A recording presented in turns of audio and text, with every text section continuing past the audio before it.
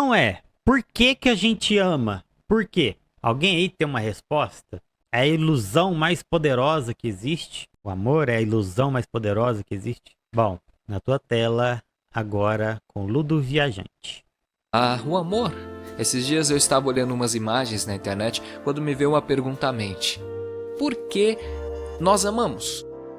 Parece uma pergunta simples, mas não é simples coisa nenhuma. A Já começa assim. É a foto do Faustão. confusão começa na linguagem. Enquanto nós temos uma ou duas palavras para definir o amor, os gregos tinham 9, cada uma com um significado bem distinto. Só para citar algumas, Eros, Filia e Ágape. Eros seria aquele amor irresistível que vira o seu mundo de cabeça para baixo. Inclusive, é dessa palavra que vem a figura do Cupido. Na mitologia grega, Eros era o deus do amor, um rapaz irresistível, tipo um padre Fábio de Melo, só que com a permissão divina para passar o rodo. Ele andava por aí voando, flechando, sarrando, uma loucura. Já a filia seria um amor muito mais calmo, daquele tipo que você sente pelo padre Marcelo Rossi. Ei, irmão, eu te amo. Como um amigo. Gente, envelheceu meio errado essa inserção dele aí, porque hoje o padre Marcelo Rossi já tem umas 3 vezes esse peso aí, que é de músculo. Aristóteles recomendava a gente basear as nossas relações nesse tipo de amor, porque Eros tem asas, ele vai embora. Já a filia é muito mais duradoura. E por último, ágape. Esse é muito interessante porque seria o amor pela imperfeição, quando você enxerga as falhas de alguém e mesmo assim decide amar essa pessoa, porque você se importa com ela. O cristianismo usa muito esse termo para se referir ao amor que Jesus sentia pela humanidade. No contexto mais secular, seria aquele sentimento que a gente nutre por personagens quebrados, como por exemplo BoJack Horseman, ou então o Arthur do Red Dead. Enfim, então esses são alguns dos vários tipos de amor que os gregos falavam. 2500 anos depois, e aqui estamos nós, com uma única palavrinha michuruca para definir todo o universo de emoções. Mãe, eu te amo. Luna, eu te amo. Putz. Átila, eu te amo também. Ou seja, então existe muito amor para pouca linguagem. Só que não para por aí, essa é só a cereja do bolo. Primeiro, o que exatamente é o amor? Como a gente determina? Alguns vão dizer que é algo construído, alma gêmea, monogamia, casamento. Tudo isso seria uma grande invenção do romantismo, e por isso a gente sofre, porque muita gente não se encaixa nesses padrões, e nisso há uma quebra de expectativa.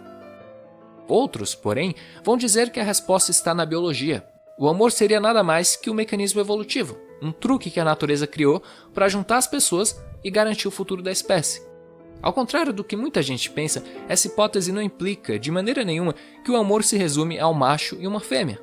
Muito pelo contrário, o ser humano é um animal social, nossa espécie evoluiu no contexto das tribos. O amor, como uma expressão variada e coletiva, faz todo sentido biológico, tanto que isso está presente em várias outras espécies. Enfim, seja uma construção ou algo que está no DNA, uma coisa é certa, o amor começa no cérebro. Seja a construção, cara. Assimilar isso é fundamental, porque permite a gente quebrar esse dilema em 3 grandes vertentes. Neurociência, yo. Revolução, yo. E cultura, yo, yo, yo. A soma desses 3 tópicos responde tudo. Por que a gente sofre? Por que o amor acaba? Por que a Gabriela Prioli não responde às minhas DMs? Tá tudo aqui. Ô, meu filho. Você consegue coisa melhor, vai. Você consegue coisa melhor. Confia, consegue. Você consegue. Então bora lá. Neurociência, yo! Nosso cérebro é especialista em atribuir significado onde não existe. Começa na própria linguagem. Veja só, as palavras que estão saindo da minha boca agora não passam de ruído. São só sons, vibrações no ar. Isso viaja até o seu tímpano e o seu cérebro transforma em pensamento. É uma coisa tão maluca que através desse sistema eu consigo inserir na sua cabeça uma ideia completamente nova. Por exemplo, imagina o Faustão no Parque Ibirapuera perseguindo cachorros com uma serra elétrica. Ataque do cão.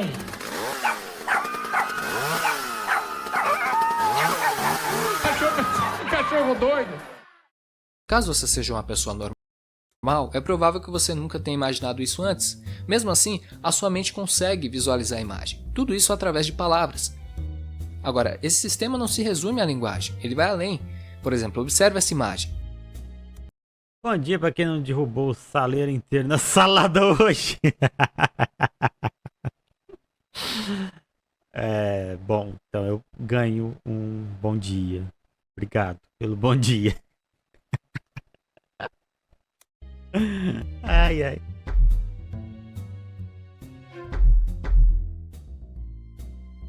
Eu tô bom, você tá bom? Alguns retângulos. É o que basta para sua mente criar uma história. De alguma forma ela deduz, esse carinha aqui está sendo acanhado pelos outros. Pode parecer bobo, mas até onde a ciência sabe... Eu pensei que ele estava jogando bola. Não pensei nada de acanhado. Pra mim ele estava jogando bola. E ali o triângulo maior era o pai e os menores são os dois filhinhos dele mais novos, sabe? Pra mim era isso que eu pensei. Não existe nenhum outro animal capaz de criar histórias com tão pouco. Ou seja, o cérebro humano está constantemente criando ilusões e buscando significado, até mesmo onde não existe. Isso levanta uma questão interessante. Até onde podemos confiar? Esse aqui é um Lego. Nada tira da minha cabeça. Esse aqui é um Lego gigante. Esse aqui é um Lego gigante. Não. É o Roblox. Que é isso, velho? Ô, louco. No que a gente sente. Num estudo feito em 2005, cientistas analisaram os cérebros de pessoas apaixonadas e eles descobriram uma coisa interessante. Eu lembro disso aí. Eu lembro dessa coisa. Como se a pessoa tivesse drogada. Acho que é isso. Como se a pessoa tivesse drogada. Eu já vi esse estudo em algum lugar. Vamos ver se é isso mesmo. O amor está muito mais para uma alucinação do que para uma simples emoção. Quando a pessoa ama, no caso desse experimento, quando ela vê a foto da pessoa amada, o cérebro entra num estado de transe. Ocorre um efeito muito semelhante àquele causado pela cocaína. Acertei. Cocaína. Bem-estar, falta de apetite, euforia. E eu juro que eu não estou exagerando. Caralho, velho. Então a gente que já amou alguma vez na vida já experimentou indiretamente o que é dar um tiro, um raio. Essa é a conclusão do estudo. Se apaixonar tem o mesmo efeito no cérebro que usar uma droga pesada. Isso explica por que o amor deixa a gente tão bobo. Drogas estimulantes agem nos centros de prazer do cérebro, diminuindo o limite para que eles sejam disparados. Ou seja, você sente prazer muito Por isso que amar vicia. mais facilmente, não só com a substância, mas com tudo. Por isso, para uma pessoa apaixonada, realmente é como se o mundo ganhasse cores. Isso também explica porque é tão difícil tirar alguém da nossa cabeça. Superar uma pessoa é como superar um vício. Inclusive, os efeitos são os mesmos: melancolia, abstinência, vontadinha de ter uma recaída. Então perceba que aqui, nesse campo da neurociência, já dá pra gente concluir algumas coisas. O amor, no seu estado inicial, é um estímulo que distorce a realidade. Você vê, meu, doido, hein? Olha o Saunders aqui, ó. Amor é uma droga, não se apaixone, usa drogas mais prático. E em alguns casos até mais barato. Como todo estímulo desse tipo, ele perde a força conforme o tempo passa. A razão vai voltando e a gente começa a enxergar a coisa de um jeito menos florido. Luna, ultimamente você tem estado tão distante. Não vou mentir pra você, você é muito gatinha. Mas só isso não basta, eu preciso que você seja sincera. Você ainda me ama? Não tá com cara.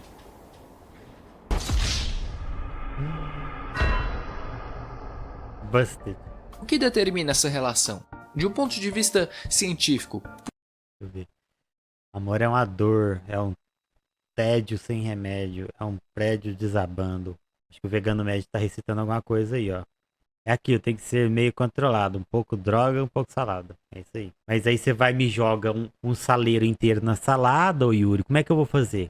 Aí já não dá, né? Aí você vai oscilar entre droga e salada com saleiro inteiro em cima da salada. Como é que faz? Era um meme, Lucas, do YouTube do Velho Testamento. Ah, tá. Amor é uma flor roxa que aparece no coração dos trouxas. Salve, Tavares! Como é que você tá? Queria ter pego no começo. Ah, mas tem 6 minutinhos só. Tá de boas. Um pouco droga, um pouco droga. Por que o encanto do amor não dura para sempre? Para responder isso, a gente precisa ir para o próximo nível dessa discussão. Evolução. Yo! Yo. Em algum momento do passado, um dos nossos ancestrais decidiu ficar de pé. Vamos chamá-lo de Proto-Enzo. Essa adaptação trouxe uma série de mudanças positivas. Por exemplo, as mãos de Proto-Enzo ficaram livres para ele lascar pedras, criar ferramentas, massagear os mamilos do Proto-Miguel. Ele faz umas inserções, né, que às vezes... Cadê o Proto-Enzo aqui no meu chat? Tem... Tinha uma roseira Jonalto do Cume, o vento no... o vegano médio, eu acho que ele tá digitando com a língua. Desarma qualquer um. Até aí, quem nunca? Tudo isso, porém, teve um preço, e quem pagou foram as fêmeas daquela época, ou seja, as proto-valentinas. Proto-Valentina. É assim que você pretende inventar a roda? Calma, amor. Assim que você pretende inventar a roda. Eu posso explicar. Nossa história está acabada. E o que é história? Isso que é história. Sério, não sei o que é isso. O pior que, segundo o Marx, a história, aliás, a luta de classe é o motor da história, né? E se no momento não tinha luta de classes, então não tinha história. Por isso que é chamado de pré-história. Me vejo obrigado a concordar com o palestrinha. Para sustentar o peso da coluna, a pelvis precisou ficar mais estreita, e nisso o parto humano se tornou muito mais difícil. Por exemplo, uma lhama dá à luz em duas... Lucas, ignora algumas inserções minhas do remédio, me deixa palhacito. Não, eu gosto de zoar, ó. Vou ignorar não, eu gosto de zoar. Desculpa. Caçador e coletor pode ser visto como classe, não? Não. É questão de sobrevivência, né? Lei da selva. É diferente. São relações cíclicas da natureza. Que isso a gente mudou. Conforme a gente fez a transformação da natureza, a gente também inverteu os papéis de caça e caçador. Mas não por isso significa que a gente definiu classes. Mesmo porque classes são de espécies iguais. 2 horas, no meio do mato, sem anestesia. Já o parto humano pode levar até 24 horas, e mesmo com a medicina moderna, ainda existe o risco de vida. Para contornar esse obstáculo, a seleção natural passou a favorecer o nascimento prematuro. Porque veja só, o problema do parto humano é a cabeça do bebê. Ela é enorme, parece um mini crack. Parece mesmo? Crianças que chegavam ao mundo mais cedo tinham menos chances de ficarem entaladas no buraquinho da vida. E nisso houve uma pressão para que o tempo de gestação humana diminuísse. Essa mudança foi engenhosa, mas ela gerou um novo problema: crianças subdesenvolvidas. Não sei se vocês perceberam, mas para quem se considera o animal mais inteligente, as nossas crianças não são exatamente as mais aptas. Elas não durariam um segundo na natureza. Por exemplo, um bebê lhama chega ao mundo e dentro de 2 horinhas já consegue ficar de pé. Em 6 meses, ele faz dancinhas, e se você se aproximar muito, ele cospe na sua cara. Em 1 ano, ele já É muito fofinho. explorou metade do Machu Picchu. Talvez tenha até Aquele que sabe. consumido alguns cogumelos tóxicos. Enquanto isso, em todo esse período de tempo, a criança humana mal está dando os seus primeiros passos. Sendo que, durante todo o futuro Mano, é muito bizarro esses bebezinhos que tá pondo no vídeo. visível, a existência dela vai se resumir a um único pedido. Malinha, vem-me limpar. Enfim, mas como diria Nietzsche, famoso rouba-brisa, o recém-nascido Famoso rouba brisa. que não me destrói, me fortalece. Graças a essa ineptidão das crianças humanas, houve uma pressão evolutiva para que 2 indivíduos se unissem, pelo menos por tempo suficiente até os bebês deixarem de serem mini otários. Isso explica porque a fase mais intensa do amor dura de 2 a 4 anos. Também explica porque a gente se derrete tão fácil diante de traços que lembram um neném. Nosso cérebro foi programado para proteger os Ai, que bonitinho. indefesos, porque de fato eles são muito indefesos. Por último, explica por que o amor se manifesta de maneiras tão diferentes. Tem a ver com a natureza do Homo sapiens. Nós chegamos ao mundo com um cérebro mal formado e flexível. Isso permite a assimilação de muitos conceitos. Não só o cérebro, né? Até o crânio da gente nasce sem estar pronto. Que estranho, né? O crânio nasce mole. A gente nasce com o crânio mole. Doideira. Que susto. Inclusive, a infância humana é a mais longa entre os primatas. Isso está diretamente relacionado à nossa inteligência. É, de todas, né? É só dentre os primatas, não é? Tem algum animal, tirando os primatas, que tem infância maior do que a nossa? Acho que tem, não. Achei que ia falar outra coisa. Ah, tá. Somos aliens, tenho provas. Olha, se você for mostrar atos do Bolsonaro, eu já digo que a gente já tá saturado dos atos de Bolsonaro, viu, Adágio? Se as suas provas forem essas, deixa para outro dia, tá? Por isso, você pode ter dois indivíduos humanos que no nível biológico são muito semelhantes, mas que acreditam em coisas Quer ver? Axolotes podem viver na fase infantil durante a vida inteira. F. Peraí, fiquei curioso. Ah, é a salamandra. Ah, mas a salamandra, vou falar a verdade, né? A salamandra é um trem muito doido, né? As leis de nenhum outro ser se encaixa nela. Lucas, sem contar que a desnutrição na infância é intimamente ligada com o diâmetro cefálico e o desenvolvimento neurológico e motor para a vida adulta. Pera aí, você fala que a desnutrição tem a ver com o diâmetro cefálico? Caralho, maluco. Bora lá. completamente diferentes. Isso nos leva ao nosso terceiro ponto: cultura. Yo. Yo. Até onde você acha que a cultura influencia as suas opiniões? É interessante porque a gente costuma... Até onde você acha que a cultura influencia nas suas opiniões, meus queridos? Vocês acham que estão livres sempre que tomam uma escolha na sua vida? Vocês acham que estão fazendo essa escolha sozinhos? Dissertem. subestimar essa relação.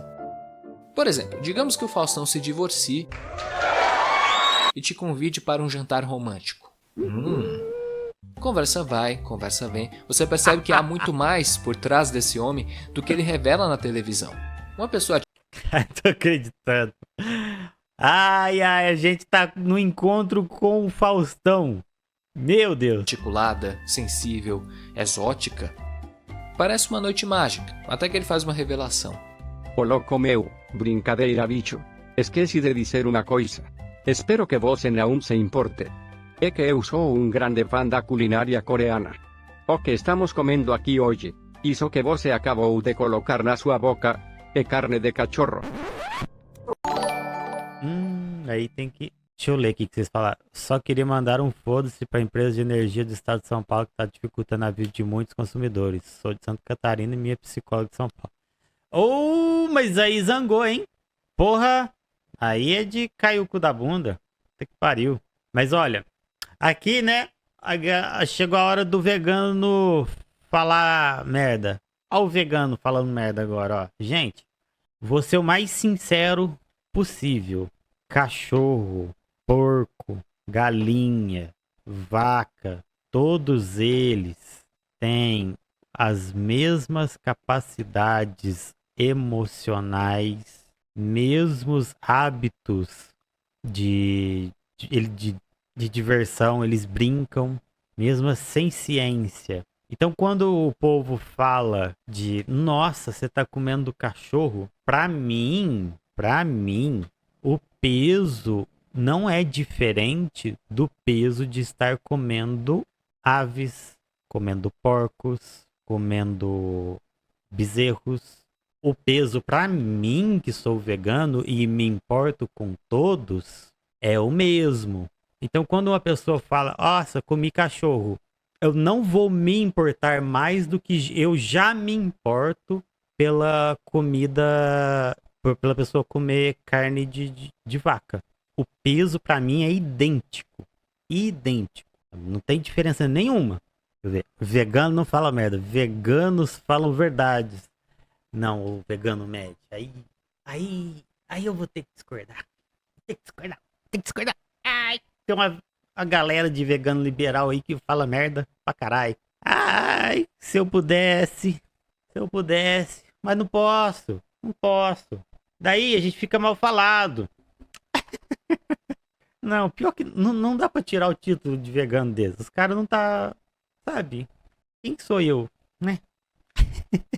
Animais são sencientes, sim. Isso. Não, exatamente isso. Isso aí faz sentido demais. Retiro o título deles. Quem vê essa diferença só tá fazendo julgamento moral em cima da cultura e costumes alheios. Aqui, ó. Ó, Limão do Santo. Aqui, ó. Falou isso. Ele falou exatamente. Uma amiga minha que é veterinária e vegetariana, falando sobre esse tipo de coisa, me fez começar a ficar mal, até pelos insetos que aparecem em casa. Pois é, eu também não mato insetos, eles têm um certo nível de senciência neles e tal, só que eles têm uma sociabilidade diferente. O nível de sentimento emocional e físico deles é diferente do nosso. Não sei até que grau de senciência que eles têm. Por exemplo, uma das coisas que já foi comprovada. Insetos não têm sentimentos de tipo claustrofobia, de ficar preso num lugar. Eles vivem tranquilamente em um cubículo, onde tem um lugar para eles comer e se envolver entre si, sabe? Tem algumas coisas diferentes. Os animais maiores assim não tem isso. Eles ficam com o psicológico totalmente fodido com essas coisas. Inseto a gente consegue relocá-los. Quem tem casa e coloca composteira verde no quintal não tem formiga dentro de casa. Oh, é sério? Se você fizer uma composteira, então, se eu fizer uma composteira, não tem formiga dentro de casa? Sabia disso não, moço. Essa eu não sabia. Composteira verde. Composteira verde, aquela que vai amontoado mato no chão. Ah, tá. Eu fico mais mal por pensar que, tipo, eu não deveria me sentir tão no direito de matar outro ser vivo como se estivesse só mexendo algo de lugar, sabe? Os bichos estão só vivendo e eu querendo matar eles porque apareceram na minha frente. Olha, então, eu penso muito assim, eu não mato, mas eu não vou ser aquela pessoa que vai sair criticando os outros, não, porque a gente sabe que da materialidade de cada um, né? E ser marxista é entender isso. Entender o que a pessoa tem de acesso, tanto em conhecimento como de ferramenta e na sociabilidade dela, e como foi a construção de vivência dela e tudo. Então, julgamentos a gente não faz. Mas vamos lá, vamos continuar o vidinho.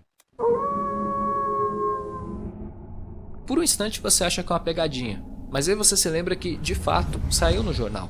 Nos últimos meses... Lá no começo. No começo do vídeo, ele falou pra gente imaginar o Faustão correndo atrás de cachorros com uma motosserra.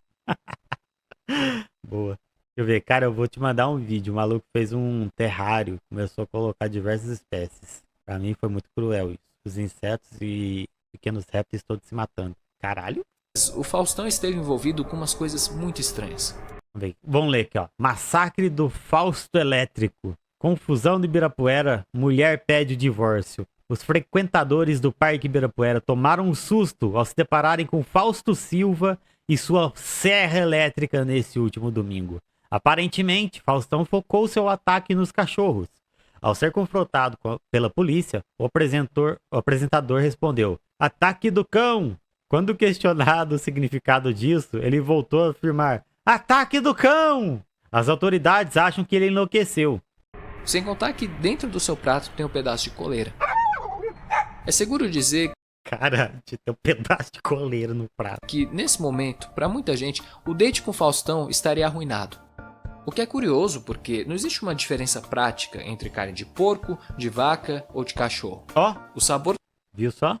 Não existe diferença prática. talvez mude, mas todos são mamíferos. A repulsa que alguém pode sentir é um conceito 100% cultural.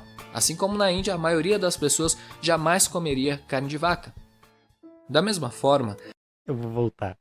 a maioria das pessoas jamais comeria carne de vaca. Vocês sabem quem que é essa, né, gente? Essa aqui, gente, é a mulher que foi fazer treinamento na Ucrânia com neonazistas para voltar aqui Emotional damage. Emotional damage. E voltou pra cá pra criar uma desavença na própria esquerda. Ela era talvez a feminista mais famosa da época. É Sarah Winter. Sarah Winter. Anarcofemista, ex-radifem, neonazi, vegana, 300 do Brasil. Ela é vegana também, aí tá de sacanagem, né? Aí eu tô falando. E o vegano, mais uma feminista meio merda também. Não. Ela era a mais famosa da época. A mais famosa. Da época dela, ela era a mais famosa. Vixe, achei que essa louca tinha casado e morado. Ela tá morando no México. Só que esse vídeo é de 3 anos atrás, né? Se bem que talvez ela já tenha ido pro México 3 anos atrás, não sei. A história dela é muito maluca. Assim, de gente piradíssima.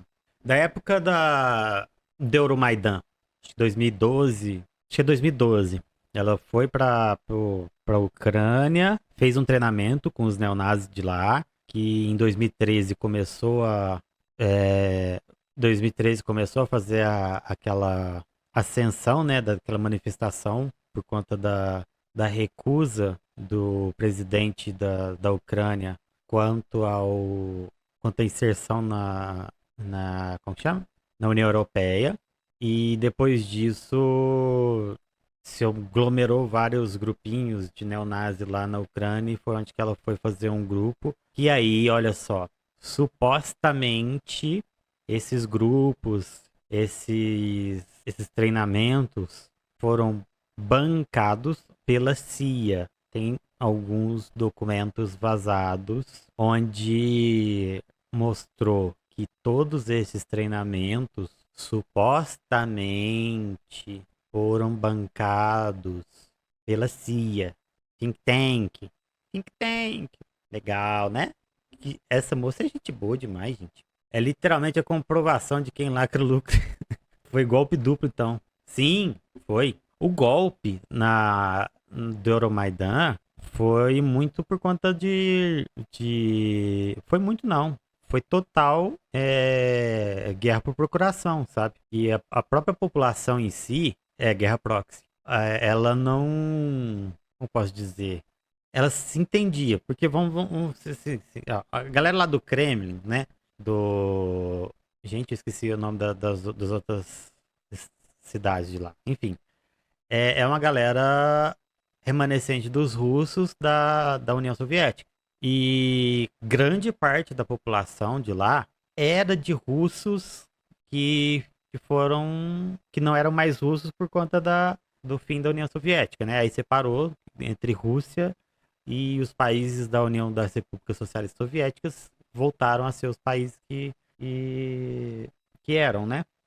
Com isso, essa galera da Rússia, eles têm até hoje muito carinho até com a Rússia. Porque, querendo ou não, faz o quê? Não tem 30 anos ainda. Então, muito da cultura da Ucrânia ainda é da cultura russa, da União Soviética, sabe? Só que lá também foi um dos últimos refúgios para muitos soldados nazistas fugindo da Alemanha. Entre eles, o que destaco bastante é o Stefan Bandeira. Stefan Bandeira, ele não é um neonazi, ele é nazi.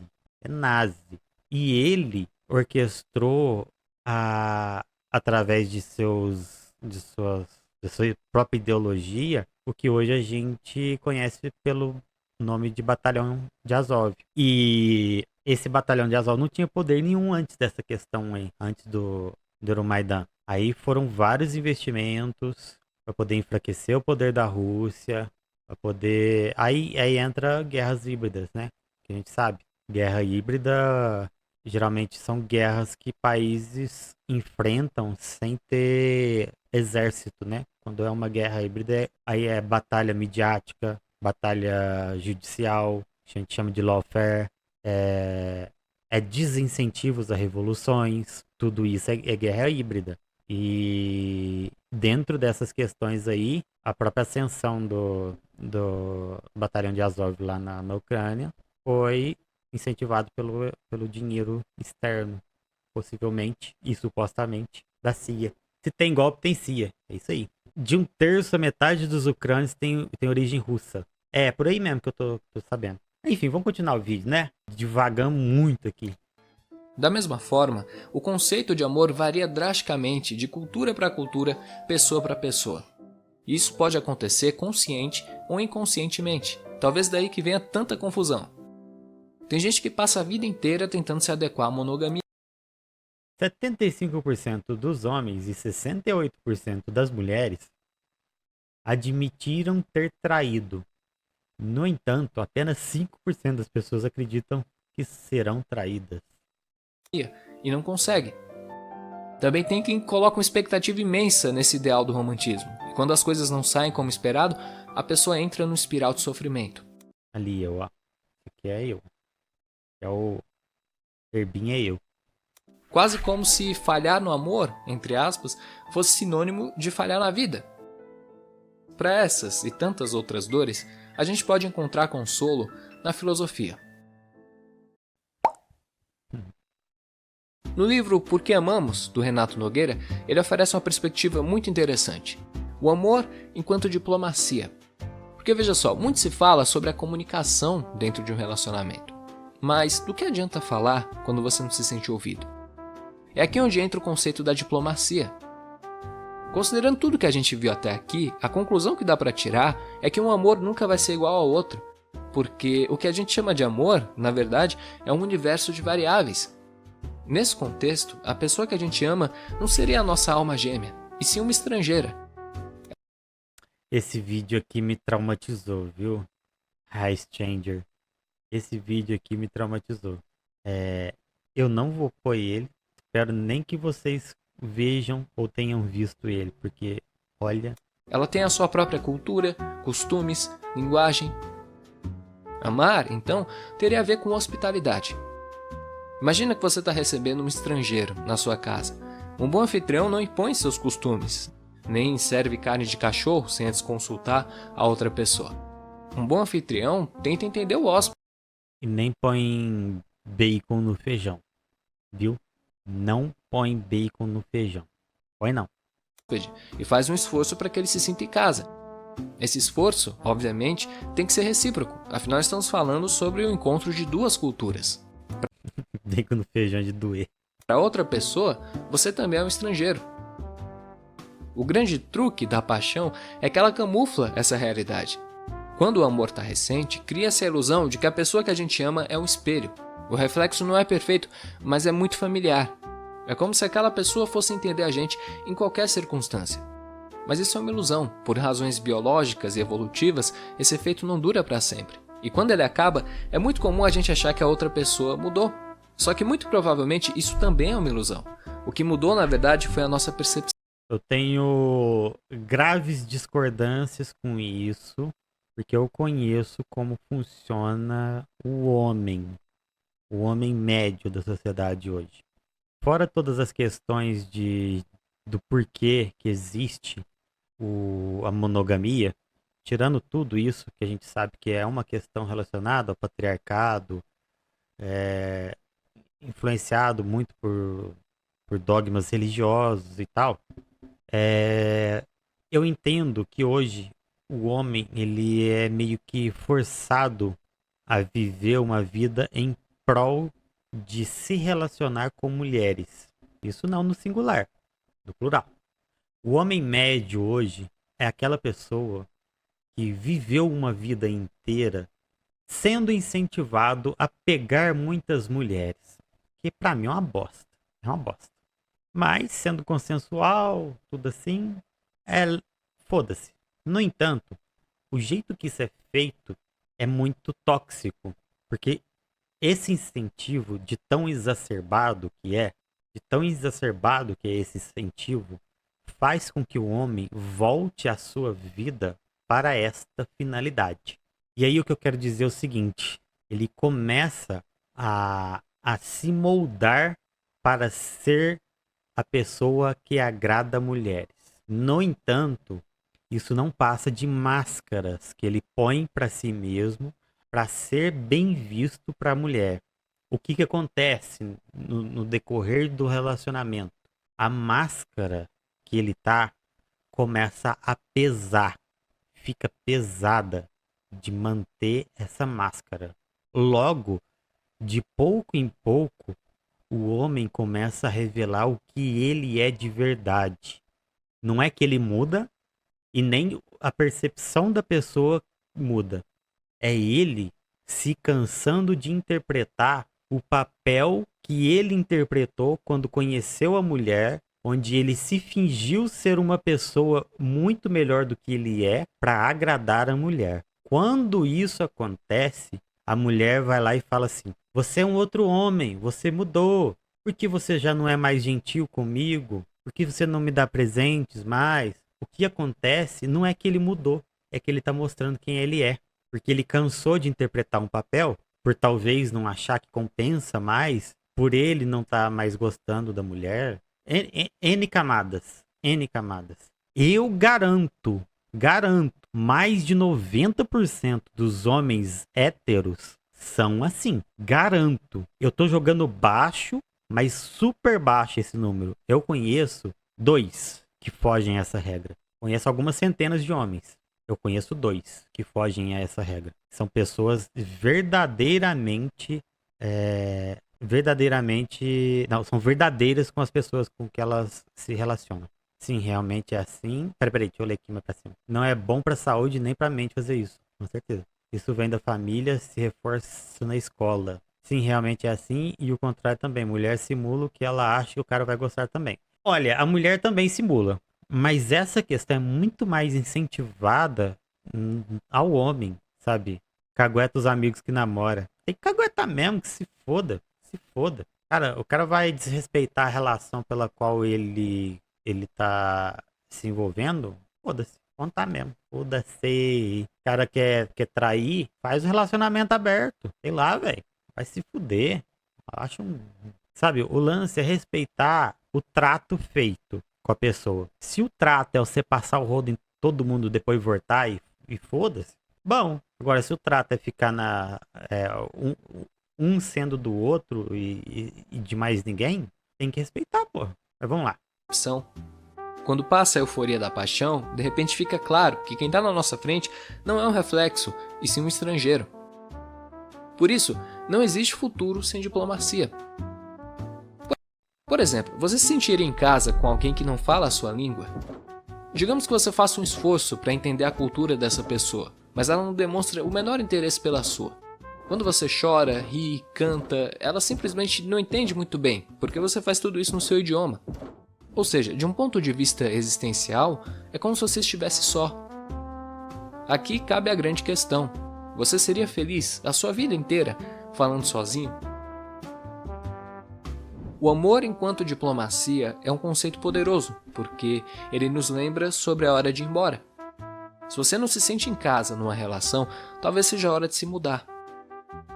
E sim, mudanças são assustadoras, mas a solidão dentro de um relacionamento é muito pior.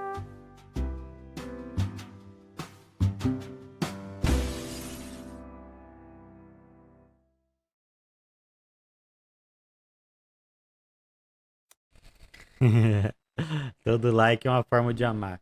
Bora dar like. Mostrem que ama o Ludo Viajante.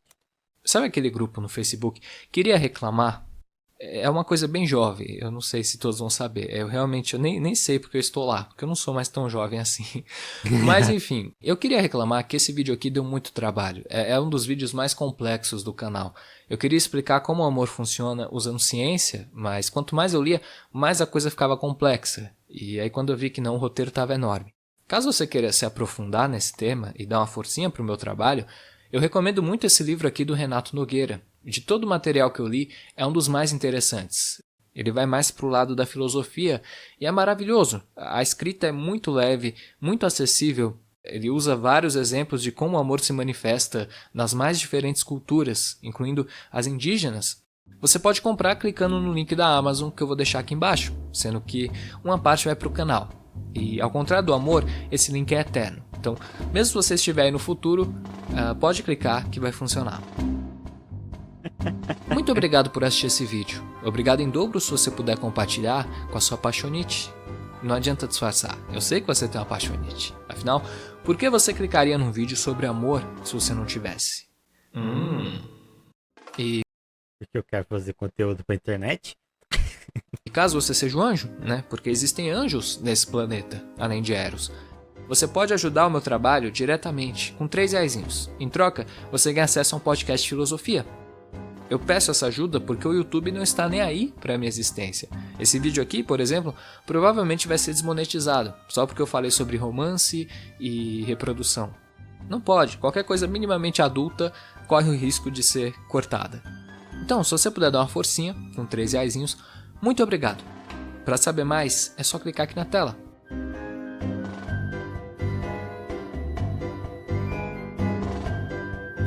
Isso aí. Um vídeo muito bacanudo. Como todos os vídeos do camarada. Gente, muito obrigado aí. Um vídeo foda, né? Como eu comentei dentro desse vídeo, mais pro meio aí, eu acho que tem uma parte sobre a relação conjugal social de hoje que está muito voltada para a função do homem, né? Dentro do patriarcado, que ele tem certa preferência, né? Pelo sistema, o sistema prefere o homem, né?